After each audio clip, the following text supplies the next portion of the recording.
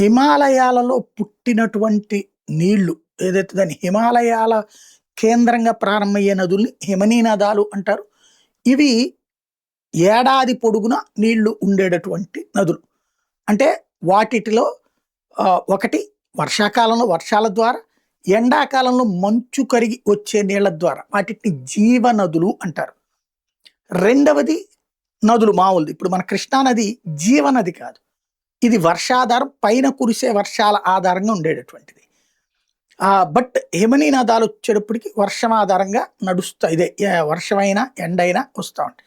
ఇప్పుడు ఈ హిమనీ నదాలని ఇప్పటిదాకా ఇవేంటంటే సింధు నదిల్లోకి వెళ్ళిపోతుంటాయి. ఇప్పుడు వాటిని దారి మళ్లించి కొత్తగా వ్యవసాయం వైపుకి మళ్లించుకొచ్చింది కేంద్ర ప్రభుత్వం.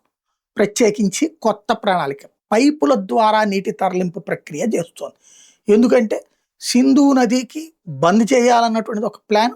అందులో ఆల్రెడీ రావి సట్లెజ్ నదులకు సంబంధించిన దాంట్లో వరదలు వచ్చినప్పుడు మాత్రమే నీళ్ళు వదులుతున్నాం, మిగతా టైంలో డైవర్ట్ చేసుకున్నాం. ఇప్పుడు హిమనీ నదాలది శాశ్వతంగా మరలింపు దిశగా అడుగులు వేస్తోంది కేంద్రం.